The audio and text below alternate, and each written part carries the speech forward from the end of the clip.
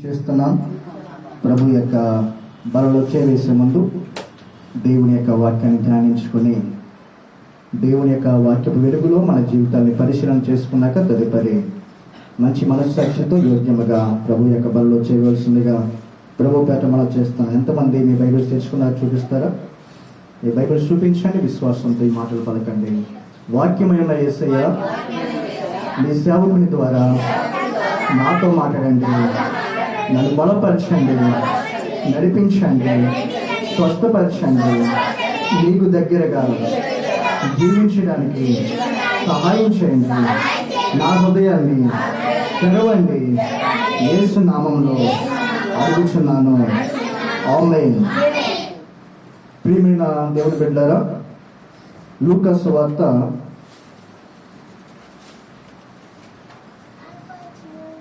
16వ అధ్యాయము 19 నుండి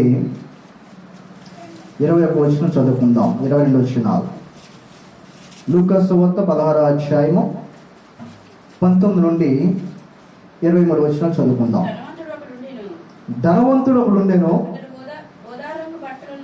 అతడు ఊదా రంగు బట్టలను సన్నపు నారా వస్త్రములను ధరించుకుని ప్రతిదినము బహుగా సుఖపడుచుండువాడు. లాజరు అని ఒక దరిద్రుడు ఉండెను, వాడు కురుపులతో నిండిన వాడై ధనవంతుని ఇంటి వాకిట పడి ఉండి అతని బల్ల మీద నుండి పడు రొట్టె ముక్కలతో ఆకలి తీర్చుకొని కోరెను. అంతేకాక కుక్కలు వచ్చి వాని కురుపులు నాకెను. ఆ దరిద్రుడు చనిపోయి దేవదూతల చేత అబ్రహాము రొమ్మున ఆనుకున్నటకు కొడుకోబడెను. ధనవంతుడు కూడా చనిపోయి పాతి పెట్టబడిన. చాలు. ప్రియమైన దేవుని బిడ్డలారా, ఈ భాగాన్ని మీ జీవితంలో చాలాసార్లు వినే ఉంటారు, చాలాసార్లు ఈ యొక్క వాక్య భాగాన్ని చదివే ఉంటారు. అయితే మధ్యాహ్న కాల సమయంలో పరిశుద్ధాత్మ దేవుడు మనందరితో ఏం మాట్లాడుతున్నాడో శ్రద్ధగా విందాం. చదువుకున్న భాగంలో ఇద్దరు వ్యక్తులు ఉన్నారు. ఒకడు ధనవంతుడు, ఇంకొకడు దరిద్రుడు. వీళ్ళిద్దరూ కూడా భూలోకంలో నివాసము చేసిన వారు, భూలోకంలో బ్రతికిన వారు.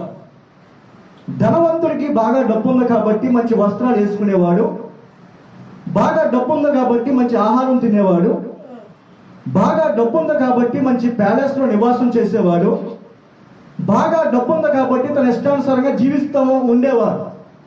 కానీ దరిద్రుడు పరిస్థితి వచ్చినప్పటికీ డబ్బు లేని జీవితం కాబట్టి సరైన వస్త్రాలు ఉండేవి కాదు, సరైన ఆహారము తీసుకునేవాడు కాదు, సరైన ఇల్లు కూడా ఉండేది కాదు. ప్రియమైన దేవుని పెట్టారా, ధనవంతుడు దరిద్రుడు ఇద్దరు కూడా ఒకనొక సమయంలో ఈ లోపల నుండి ఏం చేయాలంట? వేరు చేయబడ్డారు. ఇక్కడ మనం ఒక విషయం గమనించాలి. ఈ లోకంలో ఎవరైనా సరే ఈ లోకం నుండి వెళ్ళిపోవలసిందే. ధనవంతుడైనా దరిద్రుడైనా, చదువుకున్నవాడైనా చదువు లేని వాడైనా, విద్యావంతుడైనా ఉద్యోగస్తుడైనా, డాక్టర్ అయినా లాయర్ అయినా, ఎవరైనా సరే ఈ లోకం నుంచి ఏం చేయాలంట? వెళ్ళిపోవలసిందే. అదేవిధంగా ధనవంతుడు దరిద్రుడు కూడా ఈ లోకంలో జీవించినంతసేపు జీవించారు. అయితే ఒక సమయం వచ్చినప్పుడు ఇద్దరు కూడా ఎక్కడికి వెళ్ళిపోయారంట? లోకాన్ని విడిచిపెట్టి వెళ్ళిపోయారు. అలా వెళ్ళిపోతున్న సందర్భంలో ఏం జరిగిందంటే, ఆ యొక్క దరిద్రుడైన లాజరు మాత్రము దేవుని యొక్క రాజ్యంలో చేర్చబడ్డాడు, ధనవంతుడు మాత్రము నరక అగ్నిలో పడవేయబడ్డాడు. లాజరు మాత్రము సంతోషంగా జీవిస్తున్నాడు, ధనవంతుడు మాత్రం అయ్యో అయ్యో అని కేకలు వేస్తూ నరకాగ్నిలో ఏడుస్తున్నాడు. ప్రియమైన దేవుని బిడ్డలారా, ఇక్కడ జాగ్రత్తగా ఆలోచన చేయాలి మనం. ఈ రోజున నా అంశం ఏంటంటే, ఎందుకు ధనవంతుడు నరకానికి వెళ్ళాడు? సరైన తిండి లేక నరకానికి వెళ్ళాడా?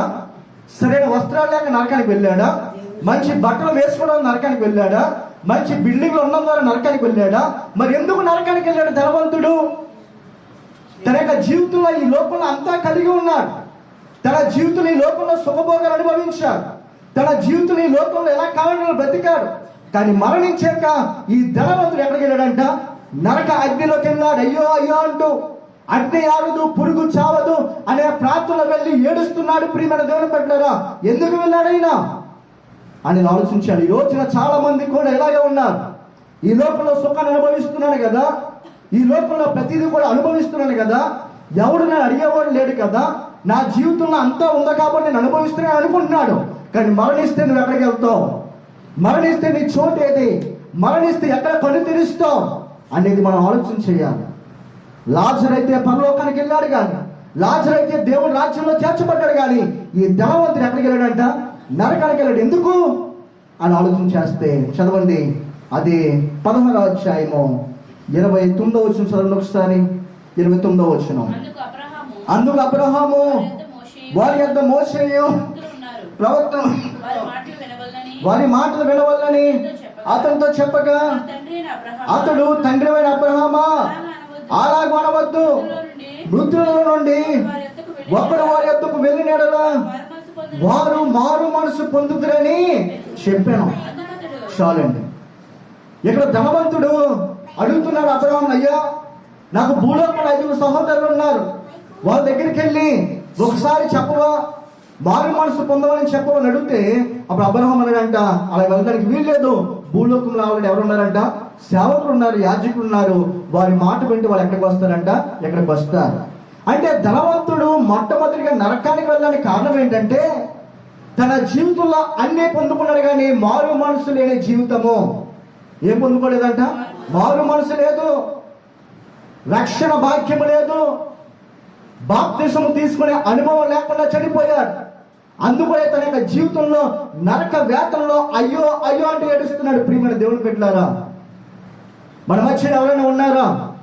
ఈ లోకంలో అంతా కూడా సుఖంగా అనుభవిస్తున్నానండి, నాకేది కూడా లోటుపాట్లు లేవండి, నా జీవితంలో దేవుడు అన్ని కూడా అనుకూలపరుస్తున్నారు, అయితే నా జీవితంలో మారు మనసు లేదు, నా జీవితంలో రక్షణ అనుభవం లేదు, నేను ఇంకా ప్రభువుని పూర్తిగా విశ్వసించలేదు, ఇంకా ప్రభువుకి నా హృదయాన్ని పూర్తిగా సమర్పించలేదు, ఇంకా నేను బాప్తిసం తీసుకుని సంఘంలో చేర్చబడలేదు, ఇంకా ఆయన యొక్క శరీరంలో చేయవేయట్లేదు అనే వాళ్ళు మన మధ్యలో ఎవరైనా ఉంటే దేవుడు మీతోనే మాట్లాడుతున్నారు.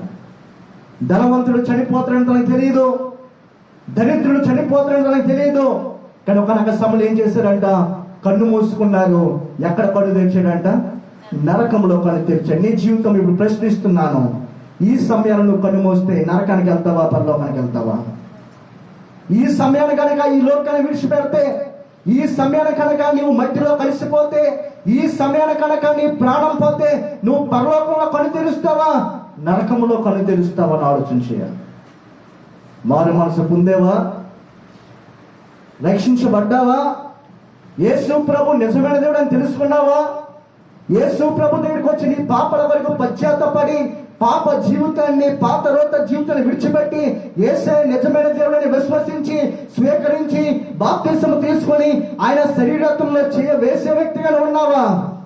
లేకపోతే దేవుని సన్నిధికి వస్తున్నానండి, అన్ని చేస్తున్నాను, ఆ భాగ్యం నాకు లేదంటే కనుక దైవజనుడిగా చెప్తున్నాను, మరణిస్తే నరకానికి వెళ్తున్నావు. మన జీవితంలో ఆలోచన చేయాలి. ధనవంతుడు ఎంత సుఖాన్ని అనుభవించాడండి లోకంలో. ఎవడు కూడా పేరు పెట్టడానికి సరిపోయేవారు కాదు ధనవంతుడు, ఎందుకంటే తన అపాయింట్మెంట్ లేకుండా ఎవడు కూడా ఇంటికి కూడా వచ్చేవాడు కాదు. అంత పేరున్న వ్యక్తి, అంత హోదాలున్న వ్యక్తి, కానీ ఏం చేస్తున్నాడు ఇప్పుడు? వేదన పడుతున్నాడు. క్రైస్తవులను గుర్తించండి, మన జీవితం ఈ లోకం కాదు, మన జీవితం ఈ లోకం శాశ్వతం కాదు. మన కూడబెట్టుకోవాల్సిన ధనము, మనము కూడబెట్టుకోవాల్సిన బహుమానాలు ఈ లోకంలో కాదు. ఎక్కడ కూడబెట్టుకోవాలంట? పరలోకంలో కూడబెట్టుకోవాలి. ఎందుకంటే మనం కన్ను మూస్తే ఎక్కడికి వెళ్తామంటే అండి, పరలోకానికి వెళ్తాం. కాబట్టి మన యొక్క ఆశ, మన యొక్క ధ్యాస అంతా కూడా దేని మీద ఉండాలంట? నిత్య జీవం మీద ఉండాలి. మరి నీ జీవితంలో మారు మనసు పొందలేకపోతే పరలోకానికి ఏం వెళ్తావు నువ్వు? బాప్తిసమే తీసుకోలేకపోతే పరలోకానికి ఎలా అడుగు పెడతావు నువ్వు? మన జీవితంలో ఆలోచించండి. ఇంకా మన మధ్యలో ఎవరైనా రక్షణ పొందుకున్నాను అంటే నిర్లక్ష్యం చేయొద్దు. సామెతలు 28వ అధ్యాయం, సామెతలు 28వ అధ్యాయం మొదటి వచ్చిన చదవండి ఒకసారి. సామెతలు 27వ అధ్యాయము మొదటి వచనం. 27వ అధ్యాయం మొదటి వచనం. రేపటి దినముల గూర్చి అతిశయపడకుము, ఏ దినమున ఏది సంభవించునో అది నీకు తెలియదు. చాలా మంది ఆశ రేపు రేపు రేపు అనుకుంటారు, తర్వాత తర్వాత తర్వాత అనుకుంటారు, తర్వాత చూద్దాంలు అనుకుంటారు. ఇక్కడ సెలవిస్తుంది, రేపటి దినం గురించి ఆలోచన చేయొద్దు, రేపటి దినం గురించి అతిశయపడవద్దు, రేపటి దినం గురించి ఆలోచన చింత చేయొద్దు. ఎందుకో తెలుసా? ఏ దినమున ఏది సంభవిస్తుందో అది నీకు తెలియదు.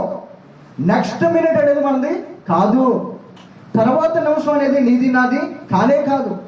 తర్వాత నిమిషంలో నువ్వు నేను ఎలా ఉంటావు మనకి తెలియదు. అందుకని అంటున్నాడు, ఇదే అనుకూలమైన సమయము రక్షణ భాగ్యానికి. కాబట్టి మన జీవితంలో మారు మనసు లేదా నిర్లక్ష్యం చేయొద్దండి. నీ యొక్క జీవితంలో దేవుడికి పూర్తిగా నీ హృదయం సమర్పించలేదా నిర్లక్ష్యం చేయొద్దు. ఆ నిర్లక్ష్యం చేస్తే కనుక ఏ దినమున ఏది సంభవిస్తుందో నీకు తెలియదు.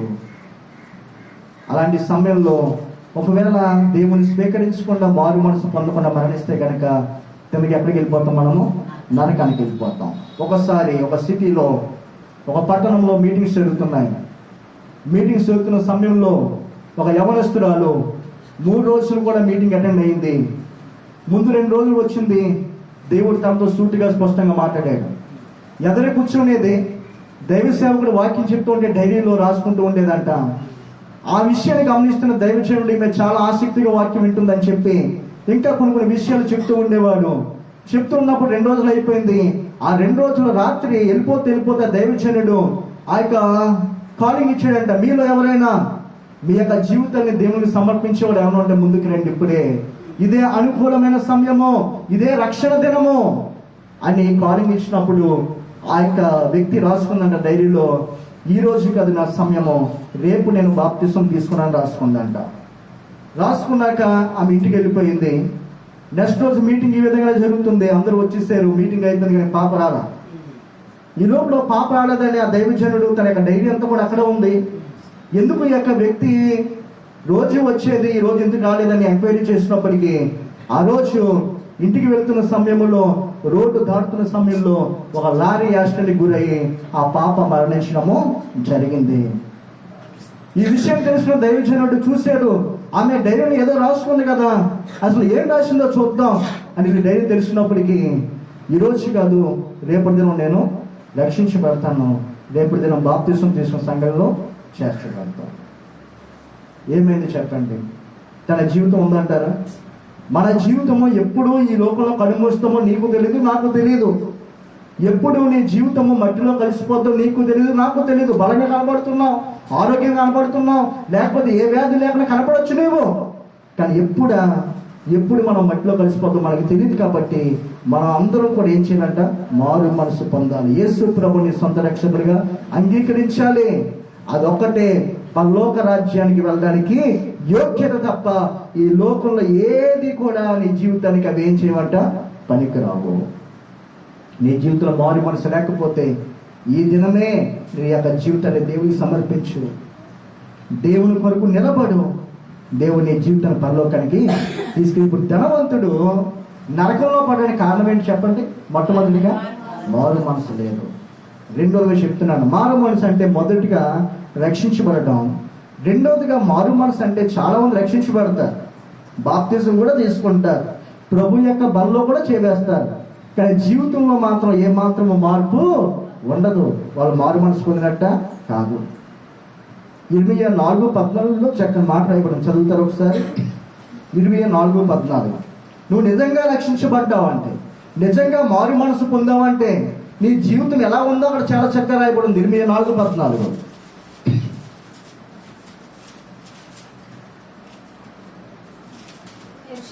యెరూషలేమా, నీవు రక్షింపబడినట్లు నీ హృదయంలో నుండి చెడుతనము కడిగి వేసుకున్నాము చాలు. యెరూషలేమా, నీవు రక్షించబడినట్లు నీ హృదయంలో నుండి ఏం కడిగి వేసుకోవాలంట? చెడుతనాన్ని కడిగి వేసుకోవాలి. నువ్వు నిజంగా రక్షించబడ్డావంటే, మారు మనసు పొందావంటే, ప్రభువు సన్నిధికి వస్తున్నావంటే నీ జీవితంలో నీ హృదయంలో ఏ కనపడకూడదంట? చెడుతనానికి ఆస్కారం అవ్వకూడదు. అది ఒకటిది కాదు, రెండు కాదు, చిన్నది కాదు, పెద్దది కాదు, ఏదైనా సరే నీ జీవితంలో ఏదైనా పాపం కనబడుతుందంటే ప్రభువు చెప్తున్నాడు, నువ్వు నిజంగా మారు మనసు అనుభవంలోకి ఇంకా రాలేదు. మన జీవితంలో మొదటిగా నరకం నుండి తప్పించబడాలంటే మనకి ఏం కావాలంట? మారు మనసు అనేది కావాలి. రెండోది చదువుదామా, ధనవంతుడు ఎందుకు నరకంలో జీవించాడంటే చదవండి ఒకసారి. అదే లూకా సువార్త 16వ అధ్యాయము 25వ వచనం చదవండి. అందుకు అబ్రహాము, కుమారుడా, నీవు నీ జీవిత కాలమందు నీకిష్టమైనట్టు సుఖము అనుభవించుదువు చాలు. చాలండి. మొదటిగా ధనవంతుడు నరకంలో కాల్చబడ్డానికి కారణం ఏంటంటే మారు మనసు లేదు. రెండోదిగా తన జీవితంలో నరకానికి ఎందుకు వెళ్ళాడో తెలుసా?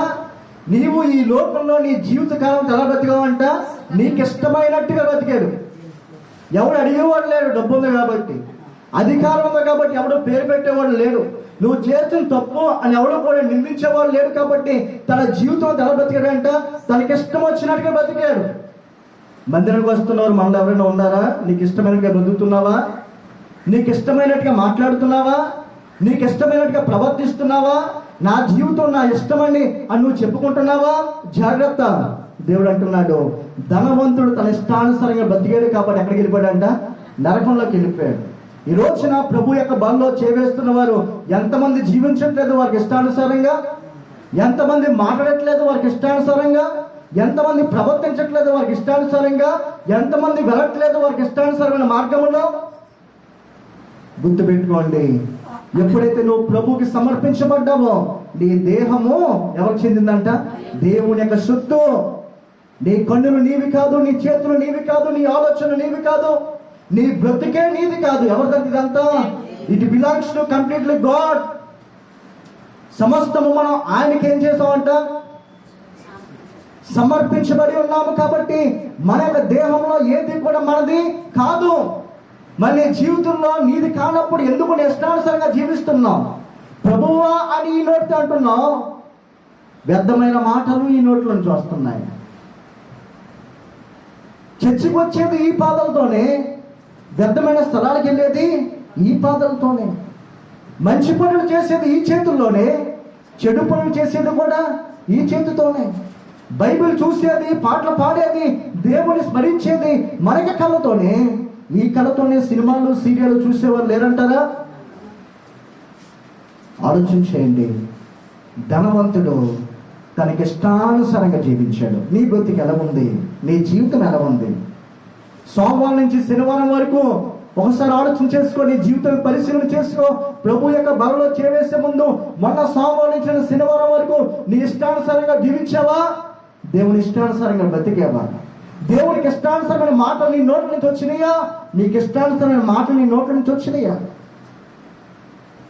ఎంతో మంది జీవితాలు ఈ 2 గంటలు మాత్రమే పరిశుద్ధత, ఈ 2 గంటలు మాత్రమే దేవుడు. తర్వాత ఏంటంట? లోకము వారి యొక్క జీవితాలు వారి ఇష్టానుసారంగా నడుచుకుంటున్నారు. ఎన్నిసార్లు గద్దించినా, ఎన్నిసార్లు హెచ్చరించినా, ఎన్నిసార్లు ఇది తగదని చెప్పినా వారి జీవితంలో వారి మనసులు మారట్లేదు. అందుకనే దేవుడు అంటున్నాడు, ఎన్నిసార్లు గద్దించిన విననివాడు ఏం చేస్తాడంట? హఠాత్తుగా నాశనం అవుతాడంట. దేవుడు గద్దించినప్పుడు సరి చేసుకుంటే నువ్వు క్షమించబడతావు. దేవుడు గద్దించినప్పుడు నీ జీవితాన్ని దేవుడికి అప్పచెప్పుకుంటే నీ జీవితం కనికరించబడుతుంది.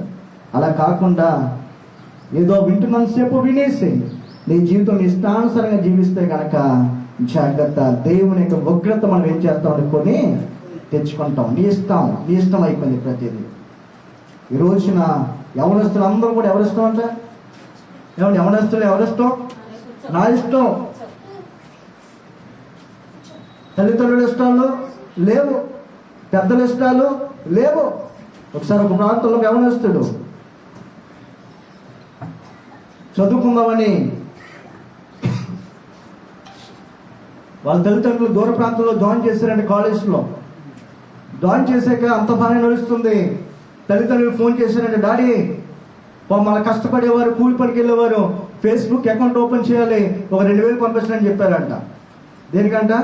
ఫేస్బుక్ అకౌంట్ అంటే ఒక అకౌంట్ ఉంటుంది, దానికి ఉచితంగా అకౌంట్ ఓపెన్ చేసుకోవచ్చు. కానీ ఎంత అడిగాడంట? 2000. ఆ తల్లిదండ్రులు అనుకున్నారు, ఫోన్లే నా కొడుకు చదువుకుంటాడు కదా అని చెప్పి 2000 పంపించారంట. పంపించి అకౌంట్ ఓపెన్ చేసి నెట్ కనెక్షన్ పెట్టుకున్నాడు. అందులో రకరకాల అందరూ కనపడుతూ ఉంటే అందులో ఒక అమ్మాయి కనపడిందంట.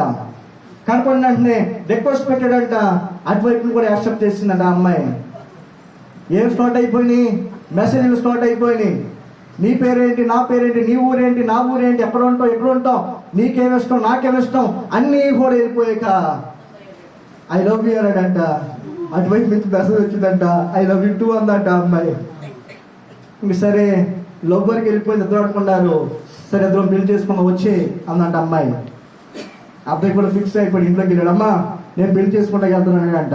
అదేంట్రా పెళ్ళి అంటే అందరినీ పిలుచుకుని చక్కగా బంధువులు పిలుచుకుని స్నేహితులు పిలుచుకొని చక్కగా జరిపించుకోవాలి, కానీ నువ్వు ఒక్కడు ఎలా వెళ్ళిపోతారు అన్నాడంట. మీకేం తెలియదు మమ్మీ, మీకేం తెలియదు డాడీ, నాకు అంతా తెలుసు కాబట్టి నేను సెలెక్ట్ చేసుకున్నాను, నేను వెళ్ళిపోతానని చెప్పి ఆ రోజు బట్టలు పట్టుకుని ట్రైన్ ఎక్కేసి వచ్చేసాడంట. రాత్రంతా కలగడి అంటున్నాడంట.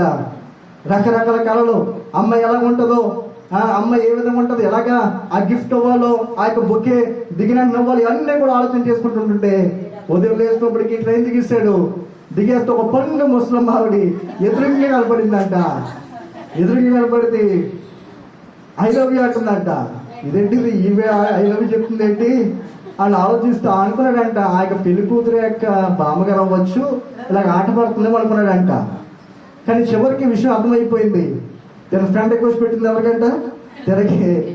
అయితే ఏం చేసిందంటే పోలీస్ స్టేషన్ తీసుకెళ్ళింది. అయ్యా చూడండి, నేను లేకపోతే చచ్చిపోతాను అన్నాడు, ఎవరు చూడండి ఇంకా తప్పక నేను ఒప్పుకున్నానండి అని చెప్తే ఆ యొక్క వ్యక్తి అంట, ఈమెకి నేను పెట్టలేదండి, వేరే అమ్మాయికి పెట్టానంట. అమ్మ నీకు పెట్టలేదు అంటే కదంటే, లేదండి నా ఎవరు ఉన్న ఫోటో పెట్టానండి నేను ఫేస్బుక్లో. ఈ అబ్బాయి ఏం చేశాడంట, దాని నా దగ్గరికి వచ్చాడంట. ఏమంటే ఎంత దారుణమైన పరిస్థితి చూడండి. ఈరోజు ఏమైపోయింది, నా ఇష్టమే, తల్లిదండ్రుల ఇష్టాలు లేవు, పెద్దల ఇష్టాలు లేవు, బంధువుల ఇష్టాలు లేవు, ఏమండి దైవజనుల ఇష్టం లేదు, నీ ఇష్టానుసారంగా జీవించేస్తున్నావు, జాగ్రత్త. నీ ఇష్టము ఎంతైనా ఎక్కడ తీసుకెళ్తుందంట, నాశనానికి తీసుకెళ్తుంది. ప్రియమైన దేవుని బిడ్డలారా, మనము ప్రభువు నమ్ముకున్నాక మన జీవితంలో ఏది మన ఇష్టం ఉండడానికి లేదు. ఈరోజు చాలా మంది ఎందుకు బాధపడుతున్నారో తెలుసండి. ఒక అప్పు చేయాలన్నా, గుర్తుపెట్టుకోండి, ఒక అప్పు చేయాలన్నా దేవుని సన్నిధిలో కనిపెట్టి అప్పు చేస్తున్నారా, ఇష్టానుసారంగా అప్పులు చేసేస్తున్నారా చెప్పండి. అప్పు చేయాలని మనసులో థాట్ వస్తుంది, వెంటనే వెళ్ళిపోతున్నారు, డబ్బులు అడుగుతున్నారు, తీసేసుకుంటున్నారు. కట్టేటప్పుడు మాత్రం ప్రార్థన చేయండి. ఏం బాగైపోయింది, నేను ఎవరిని అడిగి తీసుకున్నావు, నువ్వు దేవుడు తీసుకోమన్నాడా? ఎవరి ఆలోచన అది? నీ ఆలోచన, నీ ప్రవర్తన, నీ ఇష్టానుసారంగా వెళ్ళి తీసేసుకొని ఇప్పుడు కట్టలేకపోతున్నావు, బాగా ఎవరి మీద వేస్తున్నావు? చాలా మంది రోజులు జరిగేది ఇవే. కష్టాలన్నీ కొని తెచ్చుకుంటున్నారు. దేవుని ఆశ్రయించకుండా, దేవుని సన్నిధిలో కనిపెట్టకుండా, దేవుని ఆలోచన ఏంటో తెలుసుకోకుండా, దేవుని చిత్తం ఏంటో తెలుసుకోకుండా, నాకంతా తెలుసని నా ఇష్ట ప్రకారంగా నడుచుకుంటే వెళ్ళిపోయి నశించిపోయి ఎవరి దగ్గరికి వస్తున్నారంట, దేవా నడుస్తున్నారు. నీ జీవితం ఎలా ఉందా? మన జీవితం ఎలా ఉండాలంటే ప్రతి విషయంలో కూడా ఎవరి ఇష్టం అంట, దేవుని ఇష్టమే, దేవుని ఇష్టమే. కానీ ఈరోజు ఎలా ఉంటున్నాయి, కొన్ని మాత్రమే దేవుని ఇష్టం, కొన్ని మాత్రం మన ఇష్టం, కొన్ని మాత్రం మన ఆలోచనలు అయితే, కొన్ని మాత్రమే దేవునికి చెబుతాము, కొన్ని మాత్రం మన ఆలోచన ప్రకారంగా చేసుకుంటూ వెళ్ళిపోతాం. ధనవంతుడు తన ఇష్టానుసారంగా జీవించాడండి, ఏమైపోయాడు, నరకంలోకి వెళ్ళిపోయాడు. నీ జీవితం ఎలా ఉంది? నీ ఇష్టానుసారంగా జీవిస్తున్నావా? నీ ఇష్టానుసారంగా మాట్లాడుతున్నావా? చాలా మంది మాటలు కూడా ఇష్టానుసారంగా మాట్లాడుతూ ఉంటారు. ఏం మాట్లాడతారు ఆత్మ, మనిషికి కనిపించిన వెంటనే ఏదో పలకరించాలని చెప్పి ఏదో మాట్లాడుతూ ఉంటారు చాలా మంది. నీ మాటలు చాలా జాగ్రత్తగా ఉండాలి, నీ ప్రవర్తన జాగ్రత్తగా ఉండాలి, ఏమండి నీ యొక్క క్రియలు కూడా చాలా జాగ్రత్తగా ఉండాలి. దేవుని నమ్ముకున్న నీవు అనేక మంది నేను చూస్తున్నప్పుడు నువ్వు దేవుని సంబంధిగా కనపడాలి, కానీ అపవాది సంబంధిగా కనపడకూడదు. ఎలా ఉంది నీ జీవితము? ప్రజలు నేను చూస్తున్నప్పుడు, నీ స్నేహితులు నేను చూస్తున్నప్పుడు, ఇరుగు పొరుగు వాళ్ళు నేను పరిశీలన చేస్తున్నప్పుడు చెప్పగలుగుతున్నారా నీ గురించి మంచి సాక్ష్యము? ఆలోచించండి. నీ ఇష్టము ఇప్పుడు వరకు జరిగిస్తే కనుక దేవుని సన్నిధిలో క్షమాపణ కోరిక, అయ్యా ఇంతవరకు నా ఇష్టమే, దేవైకు నన్ను క్షమించండి, నీ ఇష్టము నా జీవితంలో జరిగించండి అయ్యా, నీ చిత్తమే నాకు జరిగించండి అని ప్రభువుని అడుగు. ప్రతి విషయంలో దేవుడు తప్పకుండా ఏం చేస్తాడని సహాయము చేస్తాడు. మొదటిగా ధనవంతుడు నరకానికి వెళ్ళడానికి మారు మనసు లేదు. రెండోది ఎవరి ఇష్టానుసారంగా జీవించాడు, తన ఇష్టానుసారంగా జీవించాడు. ఈ రోజున చర్చికి కూడా ఎవరి ఇష్టానుసారంగా వస్తున్నారు? ఎవరి ఇష్టానుసారంగా వస్తున్నారండి? చెప్పాలి మీరు. మన ఇష్టమే. దేవుని ఇష్టం ఏంటి? 11 గంటల నుంచి 2 గంటల ఆరాధన అంటే దేవుని ఇష్టం ఏంటి? 2 గంటలు కూడా దేవుని యొక్క ఆజ్ఞ ఇచ్చాడు. విశ్రాంతి దినం ఎక్కడ కనపడాలంట? నీతో పాటు మీ ఇంట్లో ఎంతమంది అయితే ఉంటారో, నువ్వు ఏదైతే పని చేసుకున్నావు అన్ని కూడా కనపడాలి. ధర్మశాస్త్రం చెప్పాడు. ఈ రోజు దేవుడు అంటున్నాడు, దేవుని యొక్క సన్నిధికి వచ్చినాడు ఎవరి ఇష్ట ప్రకారంగా రావాలి. దేవుని ఇది కూడా ఎవరి ఇష్టం అయిపోయింది. ఇప్పుడు మన ఇష్టమే.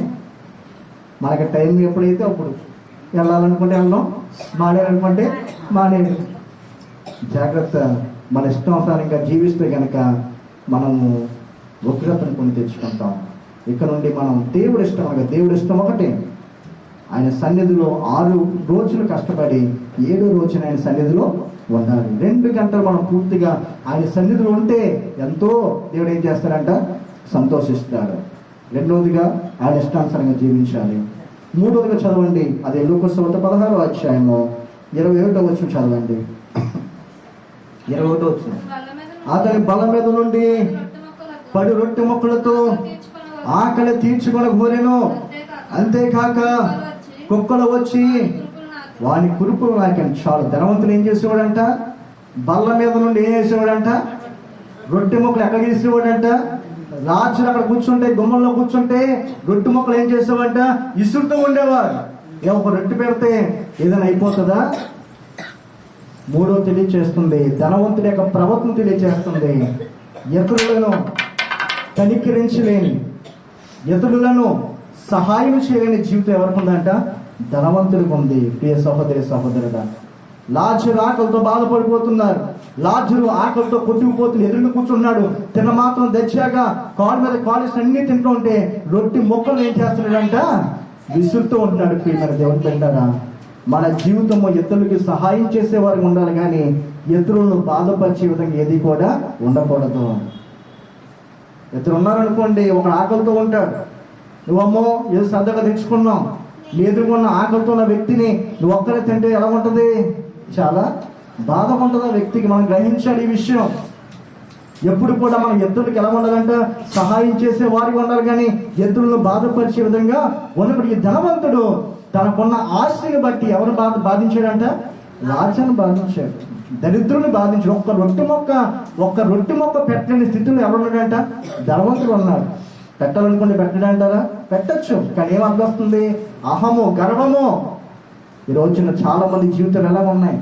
నువ్వు సహాయం చేయాలని ఉంది, సహాయం చేసే స్తోమత నీకు ఉన్నప్పటికీ కూడా సహాయం చేయలేకపోతున్నావు అంటే దేవుడు నేను లెక్క అడుగుతాడు. జాగ్రత్త.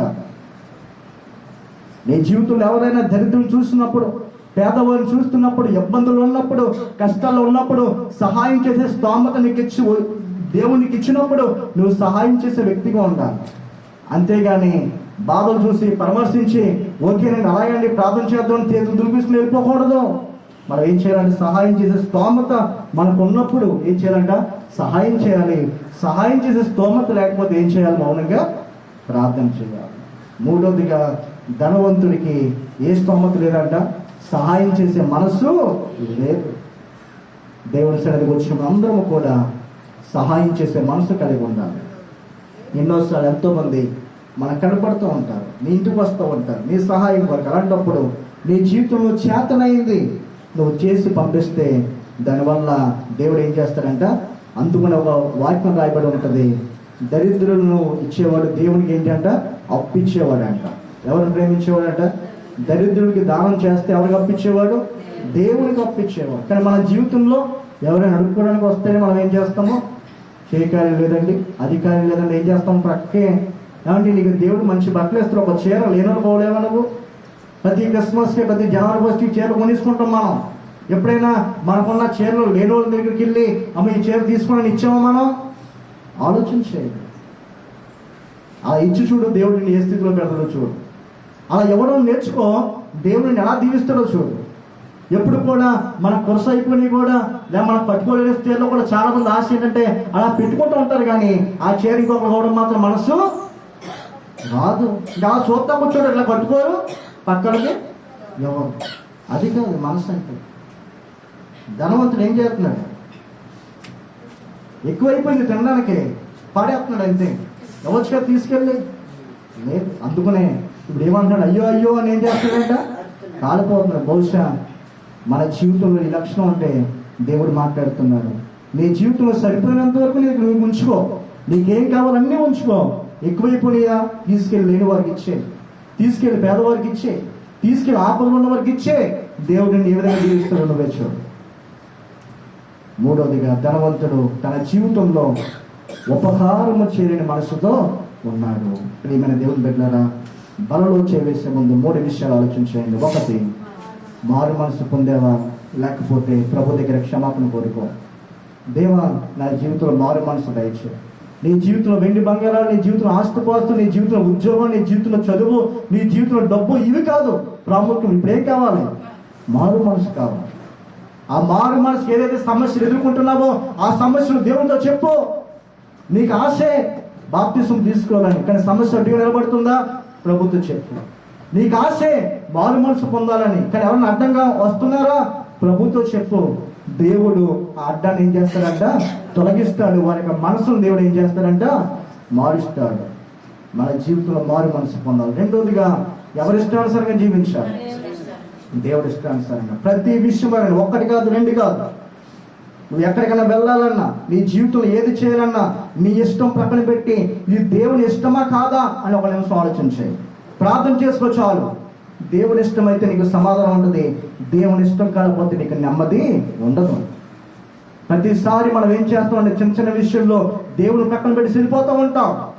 కానీ ఏదో ఒక కీడు వస్తుంది, ఏదో ఒక ఆటంకం వస్తుంది. అదే ముందే నువ్వు చేయాలనుకున్న ప్రతిదీ కూడా దేవుని సన్నిధిలో మోకరించయ్యా, ఇలా చేయాలనుకుంటున్నాను, నీ చిత్తం అయితే నడిపించు, నీ చిత్తం కాకపోతే ఏదో ఒక సమస్య తీసుకురా అని దేవుని అడుగు. దేవుని చిత్తం అయితే ముందుకు నడిపిస్తాడు. లేకపోతే దేవుడు ఏం చేస్తాడంట? ఆపివేస్తాడు. నీ ఇష్టానుసారంగా జీవించడానికి వీలు లేదు, నీ ఇష్టానుసారంగా రావడానికి వీలు లేదు, నీ ఇష్టానుసారంగా ప్రవర్తించడానికి వీలు లేదు. ఎవరిష్టం అంట? దేవుని ఇష్టమే. మూడవదిగా ఇతరులకి ఏం చేయాలి? మనము ఉన్న దాంట్లో చేయాలా, అప్పు చేసి చేయాలా? కొంతమందికి ఇదొకటి. ఏం చేస్తారు? ఉన్న దాంట్లో మానేస్తారు, అప్పు చేసి మరి ఏం చేస్తారు? మధ్యలో సూర్తీలు, మధ్యలో సంతకాలు పెట్టొచ్చినాలు, ఇలా ఉన్నారనుకోండి ఏమవుతుంది? మీరే కదండి పేరు చేయమన్నారని చెప్పి అప్పు తెచ్చేసారనుకోండి ఏమవుతుంది? అందుకని దేవుడు అంటున్నాడు, ఉన్న దాంట్లో మీరు ఏం చేయండి? చేతనైతే మీరు చేయండి, చేత కాకపోతే ఏం చేయాలంటే మౌనంగా ఉండి రాదు. మీకు కలిగిన దాంట్లో, ఉన్న దాంట్లోనే మీరు సహాయం చేయడం నేర్చుకోండి. దేవుడు మమ్మల్ని దీవిస్తాడు, ఆశీర్వదిస్తాడు. దేవుడు ఇచ్చిన వాక్యం దీవించిన గాక. ఆమె తల వచ్చి ప్రార్థన చేసుకుందాం. ప్రభు యొక్క బలలో చేసే ముందు మధ్యాహ్న కాల సమయంలో ప్రభు మనతో మాట్లాడుతూ వచ్చాడు. ధనవంతుడు నరకానికి వెళ్ళడానికి కారణం ఏంటో తెలుసా? ధనవంతుడికి మారు మనసు లేదు. నీ జీవితం ఎలా ఉంది? మారు మనసు లేకుండా దేవుని సన్నిధికి వస్తున్నావా? మారు మనసు లేకుండా పాటలు పాడుతున్నావా? మారు మనసు లేకుండా ప్రార్థన చేస్తున్నావా? మారు మనసు లేకుండా దేవునికి ఏదో చేయాలని అనుకుంటున్నావా? దేవుడు అడుగుతున్నాడు, ముందుగా నువ్వు మారు మనసు పొందు, బాప్తిస్మం తీసుకో, సంఘంలో చేర్చబడు. ఏ సమస్య నీకు అడ్డుగా వస్తుంది ప్రభుతో చెప్పు. ఎవరు నీకు ఆటంకంగా నిలబడుతున్నారు ప్రభుతో చెప్పు. దేవుడే నీకు సహాయం చేస్తాడు. రెండోదిగా నీ జీవితంలో నీ ఇష్టానుసారంగా జీవించావేమో, నీ ఇష్టానుసారంగా మందిరానికి వచ్చావేమో, నీ ఇష్టానుసారంగా మందిరానికి వస్తున్నావేమో, నీ ఇష్టానుసారంగా నువ్వు ప్రవర్తిస్తున్నావేమో. దేవుడు అంటున్నాడు, నీ ఇష్టం కాదు, నా ఇష్టానుసారంగా జరగాలి, దేవుడి ఇష్టానుసారంగా జరగాలి. ప్రతి విషయంలో కూడా దేవుడి ఇష్టమేంటో నువ్వు గ్రహించు. నువ్వు ఏదైనా మొదలు పెడుతున్నప్పుడు, ఏదైనా చేయాలనుకున్నప్పుడు మోకరించయ్యా, నీ చిత్తమైతే ముందుకు నడిపించు, లేకపోతే ఆప్షన్లైనా నువ్వు గ్రహించగలుగుతున్నావా? అలా గ్రహించలేకపోతే నష్టపోతున్నాను. దేవుడి చిత్తమైతే మన జీవితంలో కష్టమైన సంతోషంగా మారుస్తాడు. దేవుడి చిత్తం కాకపోతే సంతోషమైన నష్టంగా మారుస్తాడు. నీ ఇష్టమంతా కూడా కొట్టివేసామని దేవుణ్ణి. నీ బిడ్డల విషయంలో కావచ్చు, నీ కుటుంబం విషయంలో కావచ్చు, నువ్వు చేసే పని విషయంలో కావచ్చు, నువ్వు మాట్లాడే విషయంలో కావచ్చు, చూసే దృశ్యాల విషయంలో కావచ్చు, వెళ్ళే మార్గాల విషయంలో కావచ్చు, నిలిచే స్థలాల విషయంలో కావచ్చు. నీ ఇష్టం ఉండడానికి వీల్లేదు. ఎక్కడ ఉండి నా ఇష్టం ఉండడానికి వీల్లేదు. దేవుడి ఇష్టమే జరగాలి మన జీవితంలో, అప్పుడే మనకి క్షేమము. మూడోదిగా ఉపకారము చేసే మనసు మనకు కలిగి ఉండాలి. నీకున్న దాంట్లోనే ఇతరులకి సహాయం చేయడం నేర్చుకో. ఉన్న దాంట్లోనే లేని వారికి పెట్టడం నేర్చుకో. అలా చేసినప్పుడు దేవుడు మనల్ని ఎంతగానో దీవిస్తాడు, ఎంతగానో ఆయన సంతృప్తి చెందుతాడు. ఆయన నామానికి మహిమ వస్తుందండి. ఇదే క్రైస్తవ జీవితం అంటే. మారు మనసు పొందు, ఆయనకి ఇష్టానుసారంగా జీవించు, లేని వారిని ఆదుకో, దేవుని దీవిస్తాడు. పరిశుద్ధుడా, ప్రేమ కలిగిన తండ్రి, నీ నామానికి వందనాలు, స్తోత్రాలు నైనా. పనికి రాని వారిని నన్ను పనికొచ్చే పాత్రగా మార్చుకున్నారు, నీకు వందనాలు దేవా. ఎన్నో విషయాలు నేర్పిస్తూ వచ్చారు, అవునైనా. మారు మనసు మాకు దయచేయండి నైనా. నిష్టానుసరమైన జీవితం దయచేయండి, ఇతరులకు సహాయం చేసే జీవితం దయచేయండి ప్రభు. ఆ విధంగా ఉండడానికి కృప చూపించండి. నీ శరీరత్వంలో చేసే ముందునైనా మా జీవితాన్ని నీ రక్తంతో కడిగి పరిశుద్ధపరిచి దేవ మమ్మల్ని నీతిమంతులుగా తీర్చి యోగ్యంగా మంచి మనస్సాక్షితో ప్రభు చేయడానికి సహాయం చేయమని యేసు నామములో స్తుతించి అడిగి వేడుకుంటున్నాము తండ్రి. ఆమేన్. ఎవరైతే